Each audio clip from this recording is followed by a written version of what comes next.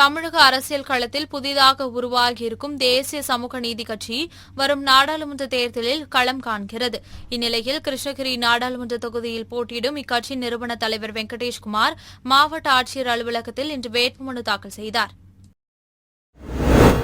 மக்களவைத் தேர்தலில் 100% வாக்களிக்க வேண்டும் என்பதை வலியுறுத்தி நெல்லை மாவட்ட ஆட்சியர் வளாகத்தில் செய்தி மக்கள் தொடர்பு அலுவலக அதிநவீன மின்னணு விளம்பர வாகனத்தினை மாவட்ட ஆட்சியர் கார்த்திகேயன் தொடங்கி வைத்தார். பொதுமக்கள் வாக்குச்சாவடிகளுக்கு வாக்களிக்க செல்லும்போது மின்னணு இயந்திரங்கள் மூலம் எளிதாக எப்படி வாக்களிப்பது, வாக்காளர் பட்டியலில் உங்களுடைய பெயர்கள் இடம்பெற்றுள்ளதா என்பதை எப்படி அறிந்து கொள்வது, வாக்களிப்பது குறித்து பல்வேறு செயல்முறை விளக்கங்கள் மற்றும் அனைவரும் தவறாமல் வாக்களிக்க வேண்டும் உள்ளிட்ட பல்வேறு தேர்தல் விழிப்புணர்வு பிரச்சாரம் செய்தி மக்கள் தொடர்பு அலுவலக அதிநவீன மின்னணு விளம்பர வாகனம் வாயிலாக திருநெல்வேலி சட்டமன்ற தொகுதிகளில் உள்ள பல்வேறு இடங்களுக்கு சென்று விழிப்புணர்வு ஏற்படுத்தப்பட உள்ளது. இந்நிகழ்ச்சியில் மாவட்ட வருவாய் அலுவலர் சுகன்யா, மாவட்ட ஆட்சியரின் நேர்முக உதவியாளர் ராஜசெல்வி உட்பட பலர் கலந்து கொண்டனர். தூத்துக்குடி மாவட்டம் திருச்செந்தூர் அருகே கிருஷ்ணா நகரில் உள்ள பாரத் கேஸ் குடோனில் உள்ள சிலிண்டர்களில் 100% வாக்களிக்கவும் என் வாக்கு விற்பனைக்கு அல்ல என்ற வாசகம் எழுதப்பட்ட விழிப்புணர்வு நோட்டீஸ் ஒட்டப்பட்டது. இதனை திருச்செந்தூர் வருவாய் கோட்டாட்சியரும் உதவி தேர்தல் நடத்தும் அலுவலருமான சுகுமாரன் விழிப்புணர்வு நோட்டீஸ் ஒட்டிய நிகழ்ச்சியை தொடங்கி வைத்தார். இதனையடுத்து கேஸ் குடோனில் உள்ள அனைத்து சிலிண்டர்களுக்கும் விழிப்புணர்வு நோட்டீஸ் ஒட்டப்பட்டு நுகர்வோர்கள் விநியோகத்திற்கு எடுத்து செல்லப்பட்டது. இந்த நிகழ்ச்சியில் வட்டாட்சியர் பாலசுந்தரம், கேஸ் குடோன் பணியாளர்கள் உட்பட பலர் கலந்து கொண்டனர். திண்டுக்கல் நாடாளுமன்ற தொகுதியில் மார்க்சிஸ்ட் கம்யூனிஸ்ட் கட்சி வேட்பாளர் சச்சிதானந்தம் போட்டியிடுகிறார். இவருக்கு ஆதரவாக திண்டுக்கல் மாநகராட்சி மேயர் இளமதி மற்றும் துணை மேயர் ராஜப்பா ஆகியோர் கருணாநிதி நகர், செல்லாண்டியம்மன் கோவில் தெரு, தாலுகா ஆபீஸ் ரோடு, ஈவேரா சாலை உள்ளிட்ட பகுதிகளில் வாக்கு சேகரித்தனர்.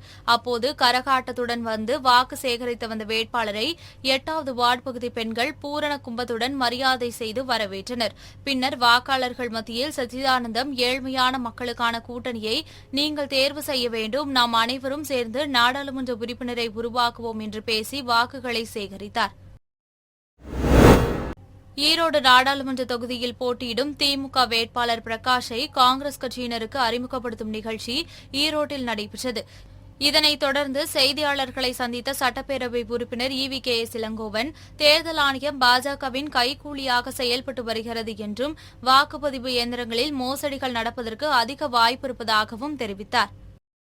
இந்த தேர்தலை பொறுத்தவரையில் இந்த ஸ்டாலின் அவர்கள் தலைமையிலே இருக்கின்ற இந்த கூட்டணி தமிழகத்திலே இருக்கின்ற 39 தொகுதிகளிலும், அதேபோல் பாண்டிச்சேரியில் இருக்கின்ற ஒரு தொகுதியைச் சேர்த்து 40 தொகுதிகளிலும், விலவங்கோடு என்ற சட்டமன்ற தொகுதியிலும் மிகப்பெரிய வெற்றியை இந்த கூட்டணி பெறும் என்பதை நான் சொல்லிக்கொள்ள விரும்புகின்றேன்.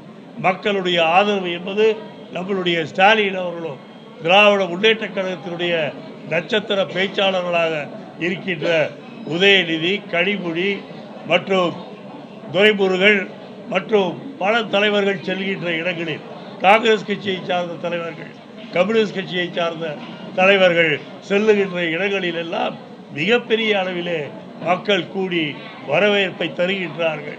எங்களுடைய ஆதரவு உங்களுக்குத்தான் என்று உறுதியளிக்கின்றார்கள். ஆகவே கடந்த தேர்தலில் நாம் ஒரு தொகுதியை இழக்க நேர்ந்தது, அதுவும் என்னால். ஆனால் இந்த தேர்தலை பொறுத்தவரை 100க்கு 100 எல்லா தொகுதியிலும் இந்த திராவிட முன்னேற்ற கழக கூட்டணி மிகப்பெரிய வெற்றியை பெறும். குறிப்பாக கொங்கு நாட்டில் நடைபெறுகின்ற அத்தனை தொகுதிகளிலும் நாங்கள் பெரிய வெற்றியை பெறுவோம். குறிப்பாக கொங்கு நாட்டிலேயே அதிக அளவு வித்தியாசமான ஓட்டுகளில் ஜெயித்தவர் ஈரோட்டு இளைஞர் பிரகாசம் என்ற பெயர் எடுக்கக்கூடிய அளவிற்கு மிகப்பெரிய வெற்றியை ஈரோட்டில் நாம் அடைவோம் என்ற உறுதியை நான் தருகிறேன். மயிலாடுதுறை மாவட்டம் சீர்காழி அடுத்த சட்டநாதபுரம் ஊராட்சிக்கு உட்பட்ட செங்கமேடு, மேல செங்கமேடு, கீழ செங்கமேடு உள்ளிட்ட பகுதிகளில் கடந்த ஒரு மாதமாக குடிநீர் முழுமையாக வழங்கப்படவில்லை என கூறப்படுகிறது. மேலும் பகுதி நேரத்தில் வழங்கப்பட்டு வந்த உப்பு நீரும் கடந்த சில தினங்களாக வழங்கப்படாத நிலையில் அடுத்தடுத்த கிராமங்களுக்கு சென்று குடிநீர் கொண்டுவரும் நிலைக்கு கிராம மக்கள் தள்ளப்பட்டனர். இதுகுறித்து பலமுறை ஊராட்சி மன்ற நிர்வாகத்திடம் தெரிவித்தும் இதுவரை குடிநீர் வழங்க எவ்வித நடவடிக்கையும் எடுக்கப்படவில்லை. இதனால் ஆத்திரமடைந்த மக்கள் மக்கள் குடிநீர் வழங்காத ஊராட்சி நிர்வாகத்தை கண்டித்து செங்கமேட்டில் காலி குடங்களுடன் திடீர் சாலை மறியல் போராட்டத்தில் ஈடுபட்டனர். இதனையடுத்து தகவல் அறிந்து சென்ற போலீசார் ஊராட்சி மன்ற நிர்வாகத்திடம் பேச்சுவார்த்தை நடத்தி குடிநீர் வழங்க நடவடிக்கை எடுப்பதாக உறுதியளித்ததை தொடர்ந்து பொதுமக்கள் சாலை மறியல் போராட்டத்தை கைவிட்டனர். திருவாரூர் மாவட்டம் திருத்துறைப்பூண்டி அருகே முனங்காடு பகுதியில் மீன்பிடி துறைமுகத்திற்கு செல்லக்கூடிய 3 கிலோமீட்டர் தூரம் உள்ள சாலை 10 ஆண்டுகளாக சேதமடைந்து குண்டும் குழியுமாக உள்ளது. இந்த சாலையை சீரமைத்து தர பலமுறை மாவட்ட ஆட்சியர், வட்டார வளர்ச்சி அலுவலர் அதிகாரிகளிடம் தகவல் தெரிவித்தும் மனுக்கள் கொடுத்தும் எந்தவொரு நடவடிக்கையும் எடுக்கப்படவில்லை என்று பொதுமக்கள் குற்றம் சாட்டினர். இதனால் வருகின்ற நாடாளுமன்ற தேர்தலை புறக்கணிப்பதாக கூறி இந்த சாலையை சீரமைத்து தரும் வரை இங்கு வேட்பாளர்களோ அரசியல் கட்சியைச் சேர்ந்தவர்களோ வாக்கு கேட்டு இந்த சாலை வழியாக வர வேண்டாம் என ஊர் பொதுமக்கள் சார்பில் பல்வேறு பகுதிகளில் பிளெக்ஸ் பேனர் வைக்கப்பட்டுள்ளதால் பரபரப்பு ஏற்பட்டுள்ளது. 22 இடும்பாவனம் பசுமறியல் பண்ணோம். அதிகாரியெல்லாம் கையெழுத்து போட்டு கொடுத்துட்டு போனாங்க. அது 3 மாதத்தில் செஞ்சு தர்றேன்னு சொல்லியிருந்தாங்க. இது வரைக்கும் எந்த கவனமும் எடுத்துக்கல. நாங்கள் இந்த வழியை தவிர வேறு வழி எங்களுக்கு தெரியலை. இந்த ஃப்ளெக்ஸ் போர்டு வச்சதை பொதுமக்களாக நாங்கள் சேர்ந்து தான் வச்சுருக்குறோம். இதுக்கு மேலே நாங்கள் ஓட்டு போட்டோம்னா எந்த அதிகாரியும் கவனத்தில் எடுத்துக்கிட மாட்டாங்கங்கிற உறுதியாக இதை செய்திருக்கிறோம். தொண்டியக்காடு, முனங்காடு, முத்துப்பேட்டை வட்டம் சாலை, தொண்டியக்காட்டு பஞ்சாயத்து சாலை, முனங்காடு.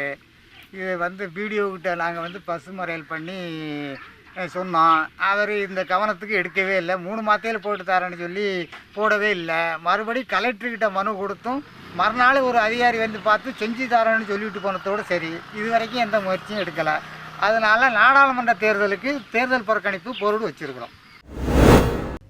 திருவண்ணாமலை மாவட்டம் வந்தவாசியில் 100 விழுக்காடு வாக்குப்பதிவை வலியுறுத்தி விழிப்புணர்வு ஊர்வலம் உதவி தேர்தல் நடத்தும் அலுவலர் சிவா தலைமையில் நடைபெற்றது. வந்தவாசி வட்டாட்சியர் அலுவலகத்தில் தொடங்கிய இந்த விழிப்புணர்வு ஊர்வலம் பஜார் வீதி, தேரடி, காந்தி சாலை, பழைய பேருந்து நிலையம், ஆரணி சாலை வழியாக அரசு ஆண்கள் மேல்நிலைப் பள்ளியை சென்றடைந்தது. இதில் பள்ளி மாணவர்கள் கலந்து கொண்டு அனைவரும் கட்டாயம் வாக்களிப்பதன் அவசியத்தை வலியுறுத்தி முழக்கங்களை எழுப்பினர். தேனி நாடாளுமன்ற தொகுதி திமுக வேட்பாளர் தங்க தமிழ்செல்வன் இன்று தனது வேட்புமனுவை தாக்கல் செய்வதற்காக தேனி ஆட்சியர் அலுவலகத்திற்கு வருகை தந்தார். முன்னதாக தேனி பழைய பேருந்து நிலையத்திலிருந்து திமுக வேட்பாளர் தங்க தமிழ்செல்வன், அமைச்சர்கள் பெரியசாமி, மூர்த்தி, கூட்டணி கட்சி தலைவர்கள் மற்றும் ஏராளமான நிர்வாகிகள், தொண்டர்களுடன் ஊர்வலமாக வந்தனர். பின்னர் மாவட்ட ஆட்சியர் அலுவலகத்தில் தேர்தல் நடத்தும் அலுவலரிடம் தங்க தமிழ்செல்வன் தனது வேட்புமனுவை தாக்கல் செய்து உறுதிமொழி எடுத்துக் கொண்டார். பின்னர் செய்தியாளர்களை சந்தித்த தங்க தமிழ்செல்வன், அதிமுகவை மீட்பதற்கு தினகரனும் பன்னீர்செல்வமும் ஒரே சின்னத்தில் நின்றிருக்க வேண்டும். அதை விட்டுவிட்டு பாஜகவுடன் கூட்டணி அமைத்து நாடகம் ஆடுகிறார்கள் என்று கூறினார். தேர்தலில் யார் போட்டி வந்தாலும் போட்டி தான். யார் இதுன்னு பிரித்து சொல்ல முடியாது. மக்கள் தான் தீர்ப்பளிப்பாங்க. திமுக கூட்டணிக்கு அண்ணன் தளபதி செஞ்ச சாதனைக்கு நிச்சயமாக தேனி பார்லிமெண்ட் இப்படியான வாக்கு வித்தியாசத்தில் தங்க தமிழ்செல்வன் வெற்றி பெறுவேன். தினகரன் தன்னோட பரப்புரையில் 14 ஆண்டுகளுக்கு பிறகு வனவாசம் திரும்பி இருக்கேன் அப்படின்னு சொல்றாரு. அதை பத்தி என்ன கேட்க? வனவாசம் போனவர் அப்படியே போயிருக்க வேண்டியதானே, ஏன் மீண்டும் வந்தார்னு எனக்கு தெரியல. தேர்தல் களம்ன்றது டெய்லி மக்களை பார்த்து இந்த மாண்புமிகு அமைச்சர் என் கூட இருக்காரு, இன்னொரு அமைச்சர் இருக்காரு, அன்னைய மாவட்ட செயலாளர் 2 பேர் இருக்காங்க. டெய்லி மக்களை பார்க்குறாங்க. பார்க்கும்போதே சில குறைகள் வருது. 15 வருஷம் கழிச்சு வந்தால் எவ்வளோ குறைகள் இருக்கா?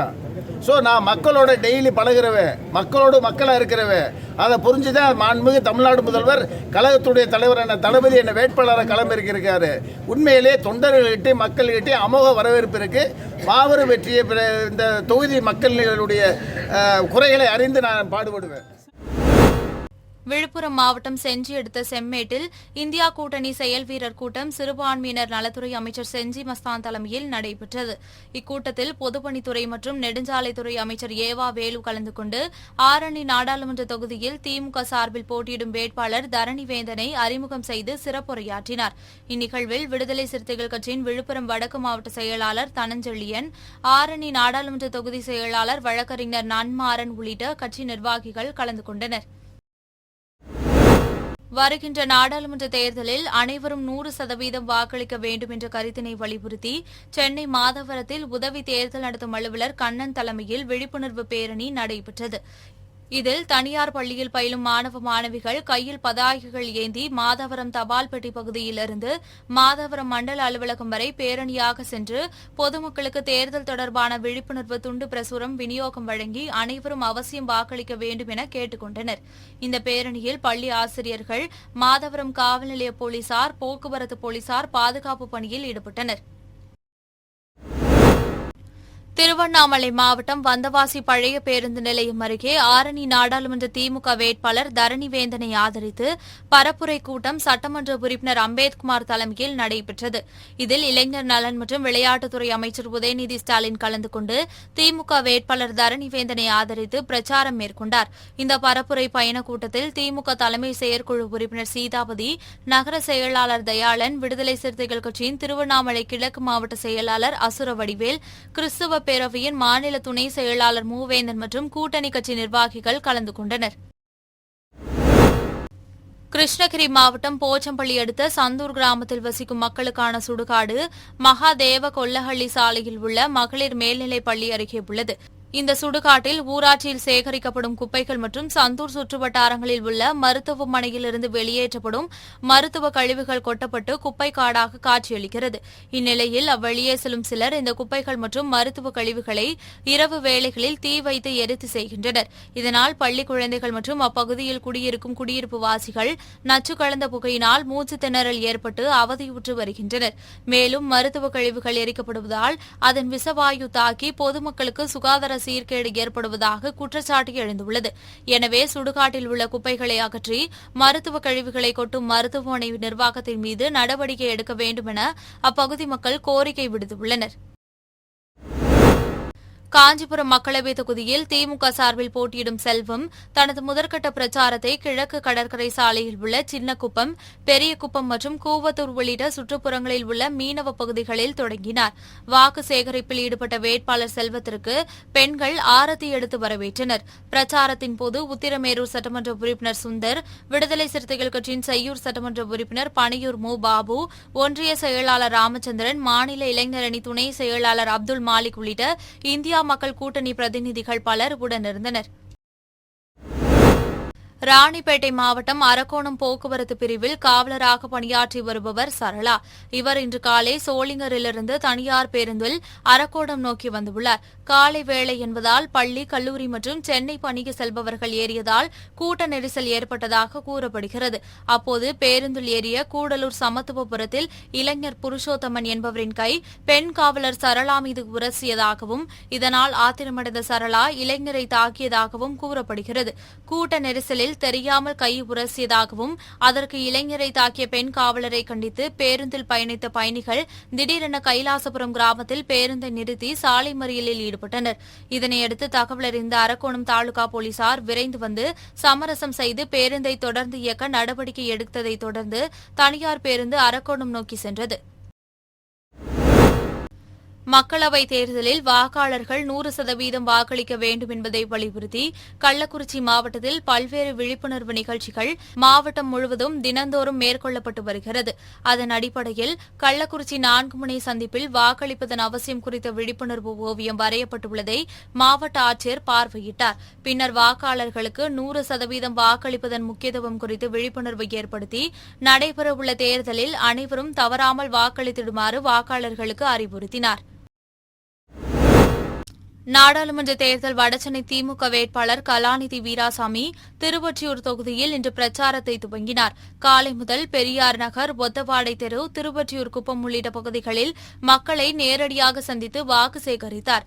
இதில் திருவொற்றியூர் சட்டமன்ற உறுப்பினர் KB சங்கர், திருவொற்றியூர் மேற்கு பகுதி செயலாளர் அருள்தாசன், திருவொற்றியூர் மண்டல குழு தலைவர் தனியரசு ஆகியோர் கலந்து கொண்டு தீவிர வாக்கு சேகரிப்பில் ஈடுபட்டனர்.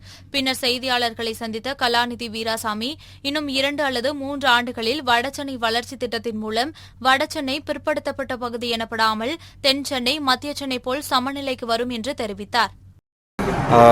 இந்த ஆற்றின் முகத்துவாரத்தில் ஒரு தூண்டில் வளைவு 140 கோடி ரூபாயில் 2 மீன்பிடி துறைமுகங்கள் திருவொற்றியூரிலும் காசிமேடு துறைமுகத்திலும் அடிக்கல் நாட்டப்பட்டிருக்கிறது. அதே மாதிரி கோயம்பேடு குப்பைமேடு, அந்த குப்பைமேடு அதை அகற்றுவதற்காக அப்படின்னு சொல்லி 600 கோடி ரூபாயில் அதை பயோமைனிங் அப்படின்ற ப்ராசஸ் மூலமாக அகற்றுவதற்கு அந்த திட்டத்தை மாண்புமிகு முதலமைச்சர் அவர்கள் சில வாரங்களுக்கு முன்பாக துவக்கி வைத்திருக்கிறார். இன்னும் ஒரு வருடத்தில் அது நீங்கிவிடும். அதே மாதிரி போக்குவரத்து நெரிசலை குறைப்பதற்காக என்று வட சென்னையில் 7 ரயில்வே லெவல் கிராசிங் இருக்குது. அதில் 4 இடங்களில் மேம்பாலங்கள், சுரங்கப்பாதைகள் அப்படின்றது திட்டமிடப்பட்டிருக்கு. அதே போல் அண்மையில் மாண்புமிகு முதலமைச்சர் அவர்கள் வட சென்னை வளர்ச்சி நிதி அப்படின்னு சொல்லி 4181 கோடி ரூபாய் ஒதுக்கி இருக்கிறார்கள். இன்னும் 2-3 ஆண்டுகளில் அந்த திட்டங்கள் எல்லாம் முடிவுற்றால் வட சென்னை அப்படின்றது ஒரு பிற்படுத்தப்பட்ட பகுதி, ஒரு தொழிற்சாலைகள் மட்டும் இருக்கும் பகுதி என்று இல்லாமல் தென் சென்னை மத்திய சென்னை போல் ஒரு சமநிலைக்கு வந்துவிடும் என்ற நம்பிக்கை எங்களுக்கு இருக்கிறது. கன்னியாகுமரி நாடாளுமன்ற தேர்தலில் போட்டியிடும் காங்கிரஸ் கட்சி வேட்பாளர் விஜய் வசந்த் கட்சி தொண்டர்களுடன் நாகர்கோவிலில் உள்ள மாவட்ட ஆட்சியர் அலுவலகத்திற்கு ஊர்வலமாக மாவட்ட ஆட்சியர் ஸ்ரீதரிடம் வேட்புமனு தாக்கல் செய்தார். அப்போது பால்வளத்துறை அமைச்சர் மனோ தங்கராஜ், காங்கிரஸ் சட்டமன்ற உறுப்பினர்கள் ராஜேஷ்குமார், பிரின்ஸ், மேயர் மகேஷ் மற்றும் கூட்டணி கட்சியினர் உள்ளிட்டோர் உடனிருந்தனர். பின்னர் செய்தியாளர்களை சந்தித்த விஜய் வசந்த் குமரி மாவட்டத்தை வளர்ச்சி பாதையில் கொண்டு செல்லவும், கனிம வளங்களை பாதுகாக்கவும், இளைஞர்களுக்கு வேலைவாய்ப்பு உருவாக்கவும் நடவடிக்கை எடுப்பேன் என வாக்குறுதி அளித்தார். வருகின்ற பாராளுமன்ற தேர்தலில் காங்கிரஸ் கட்சி சார்பில் மீண்டும் போட்டியிட என்னுடைய வேட்புமனு என்று தாக்கல் செய்திருக்கிறேன். மீண்டும் வெற்றி பெற்று என்னுடைய மக்கள் பணியை மீண்டும் தொடர்வேன் என்ற ஒரு நம்பிக்கையோடு இந்த பயணத்தை நான் தொடர்கிறேன். இந்த தேர்தலை பொறுத்தவரைக்கும் கடந்த 2019 எனது தந்தை 2,56,000 வாக்குகள் வித்தியாசம் ஜெயித்தார்கள். இந்த 2024 தேர்தலில் 3 லட்சம் வாக்குகள் வித்தியாசத்தில் வெற்றி பெறும் என்ற ஒரு நம்பிக்கை.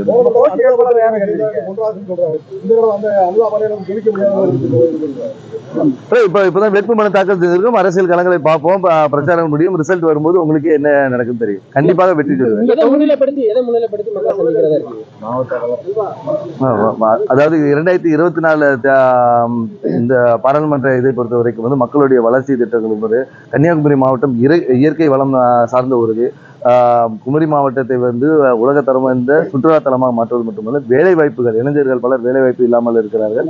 அவர்களுக்கான வேலை வாய்ப்புகளை உருவாக்குவதற்கும் நம்மளுடைய வேலை வாய்ப்புகளுக்கு எதிர்ப்படும் பிரதமர் செய்யும். இந்த தொகுதிக்கு நீங்க எதையுமே செய்யல அப்படிங்கிற ஒரு ப்ரொபகண்டா வந்துட்டு இருக்கு. எதனால அதை செய்யலன்னு சொல்றவங்க செஞ்சிருக்காங்களா நீங்க கேட்கணும்னு இந்த இடத்துல சொல்லுவேன். ஏன்னா 2021 இடைத்தேர்தலில் எனக்கு ஒரு போட்டி பெற்று ஒரு வாய்ப்பு கிடைத்தது. 2 ஆண்டுகளில் என்னால் முடிந்த அளவுக்கு நான் மக்கள் பணி தொடர்ந்து செய்து கொண்டு வந்துட்டு இருக்கிறேன். முடக்கி போன 4 வழி சாலையை நம்ம கொண்டு வந்திருக்கிறோம்.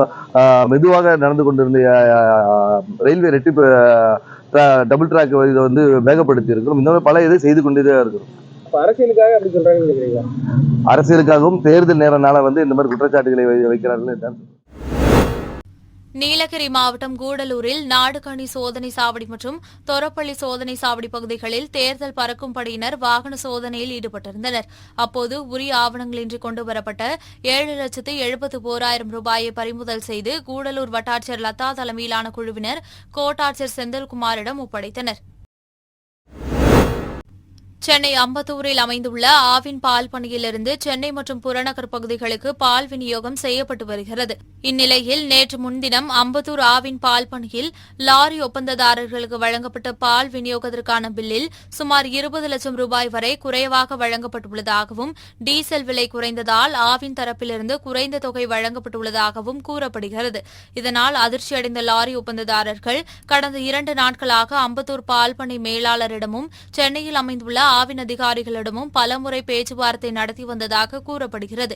இந்நிலையில் அதிகாரிகளுடன் நடைபெற்ற பேச்சுவார்த்தையில் சுமூகமான முடிவு எட்டப்படாத காரணத்தினால் நேற்று இரவு சுமார் 8:30 மணி அளவில் ஆவின் லாரி ஒப்பந்ததாரர்கள் மற்றும் ஓட்டுநர்கள் அம்பத்தூர் ஆவின் பால் பண்ணை வளாகத்தில் உள்ளிருப்பு போராட்டத்தில் ஈடுபட்டனர். இதனால் சென்னை மற்றும் புறநகர் பகுதி முழுவதும் ஆவின் பால் விநியோகம் தடைப்பட்டதால் பொதுமக்கள் மிகுந்த சிரமத்திற்குள்ளாகினர். ராணிப்பேட்டை மாவட்டம் அரக்கோணம் நாடாளுமன்ற தொகுதியில் போட்டியிடும் திமுக வேட்பாளர் ஜெகத் ரட்சகன் தனது வேட்புமனுவை மாவட்ட ஆட்சியரும் தேர்தல் நடத்தும் அலுவலருமான வளர்மதியிடம் தாக்கல் செய்தார். அப்போது அமைச்சர் காந்தி, விடுதலை சிறுத்தைகள் கட்சியின் மத்திய மாவட்ட செயலாளரும் ராணிப்பேட்டை நகர்மன்ற துணைத் தலைவருமான சீமா ரமேஷ் கர்ணா, திமுக வேலூர் மாவட்ட செயலாளர் நந்தகுமார் உள்ளிட்டோர் உடனிருந்தனர். இந்த மண்ணின் மைந்தராக கடந்த 40 ஆண்டு காலமாக இந்த மண்ணோடு மண்ணாக வாழ்ந்து கொண்டிருக்கிறார். 4வது முறையாக நம்முடைய தங்கத் தலைவர் தமிழகத்தினுடைய தளபதியினுடைய வேட்பாளராக மீண்டும் கூட்டணி கட்சியினுடைய வேட்பாளராக மீண்டும் உதயசூரிய சின்னத்தில் நிறுத்தப்பட்டிருக்கிறேன். கடந்த 40 ஆண்டு காலமாக இந்த மண்ணோடு மண்ணாக வாழ்ந்து கொண்டிருக்கிற இந்த பகுதி மக்களுக்காக என்னை முழுமையாக அர்ப்பணித்து கொண்டு பணியாற்றி கொண்டிருக்கிறேன். மீண்டும் பணியாற்றுவதற்கு ஒரு வாய்ப்பை என்னுடைய தமிழகத்தினுடைய தலைவர் தளபதிகள் தந்திருக்கிறார்கள். இங்கே அவருடைய வேட்பாளராக கூட்டணி கட்சியின் வேட்பாளராக மாவட்ட கழகத்தினுடைய செயலாளர் பாசத்திற்குரிய காந்தியர்களுடைய வேட்பாளராக அரும்பி சகோதரர் நந்தருடைய வேட்பாளராக உங்கள் வீட்டு பிள்ளையாக மீண்டும் ஓடோடி வந்திருக்கிறேன். உதயசூரியன் சின்னத்திலே வாக்குகளை கேட்டு தமிழகத்திலேயே அதிக பெருவாரியான வாக்குகள் வித்தியாசத்தில் வெற்றி பெறுவதற்கு மீண்டும் ஒரு வாய்ப்பை தந்திருக்கிறார்கள். புதுச்சேரியில் மதசார்பற்ற கூட்டணி சார்பில் போட்டியிடும் காங்கிரஸ் கட்சியைச் சேர்ந்த வேட்பாளர் வைத்தியலிங்கம் வேட்புமனு தாக்கல் செய்வதற்காக மாவட்ட ஆட்சியர் அலுவலகத்திற்கு சென்றார். முன்னதாக அவர் சாரம் அவைத்திடலில் இருந்து முன்னாள் முதல்வர் நாராயணசாமி, சட்டமன்ற எதிர்க்கட்சித் தலைவர் சிவா, இந்திய கம்யூனிஸ்ட் கட்சி மாநில செயலாளர் சலீம், விடுதலை சிறுத்தைகள் கட்சியின் முதன்மை செயலாளர் பொழிலன் உள்ளிட்ட கூட்டணி கட்சியினருடன் ஊர்வலமாக ஆட்சியர் அலுவலகத்திற்கு சென்றார். பின்னர் வேட்பாளர் வைத்தியலிங்கம் முக்கிய கூட்டணி கட்சி நிர்வாகிகளுடன் சென்று மாவட்ட தேர்தல் நடத்தும் அதிகாரியான குலோத்தங்கனிடம் வேட்புமனுவை தாக்கல் செய்தார். இந்த 5 ஆண்டுகளில் தண்ணீர் பிரச்சனையை தீர்ப்பதற்கோசரம் ஒரு குழுவை கொண்டு வந்து இங்க முழுமையான அறிக்கை கொடுத்தோம். அதே போல இந்த ராஜீவ் காந்தி சிலையிலிருந்து இந்திரா காந்தி சிலை வரை மேம்பாலம் அமைக்க வேண்டும் என்ற ஒரு திட்டத்தையும் கொண்டு வந்திருக்கின்றேன். அதே போல வெள்ளியனூர் ஆற்றுப்பாலம் எங்களுடைய காலத்திலே தான் கொண்டு வரப்பட்டது. அது மட்டுமல்ல, கடலூர், அதாவது புதுவையில இருந்து கடலூருக்கு பைபாஸ் தேசிய நெடுஞ்சாலை எங்களுடைய காலத்திலே தான் கொண்டு வரப்பட்டது. அதே போல காரைக்காலில் இருக்கக்கூடிய அந்த பைபாஸ் என்பது எங்களுடைய காலத்திலே தான் கொண்டு வரப்பட்டது. அதே போல காரைக்காலிலிருந்து பேரளம் வரை இருக்கக்கூடிய ரயில் பாதை முழுமை அடைகின்ற நிலையிலே இன்று தினம் வந்திருக்கின்றது. புதுவையில் இருக்கக்கூடிய ரயில்வே நிலையம் எங்களுடைய காலத்திலே தான் புதுப்பிக்கப்படுகின்றது. அது மட்டுமல்ல, ஏறக்குறைய 160 பேருக்கு மேலாக கேன்சர் நோயாளிகளுக்கு 4 கோடி ரூபாய் வாங்கி தந்திருக்கின்றேன். அது மட்டுமல்ல, அங்கே இருக்கக்கூடிய தேர்வு ஆணையம் அமைக்க வேண்டும் என்பதற்காக நாடாளுமன்றத்தில் குரல் எழுப்பினேன். நான் ஒன்று கேட்குறேன், இவங்க என்ன சொன்னாங்க, தேர்வு ஆணையம் அமைப்போம் என்று சொன்னாங்க. புதுச்சேரி அரசாங்கம் ஒரு ப்ரொப்போசலை கூட டெல்லிக்கு அனுப்பல.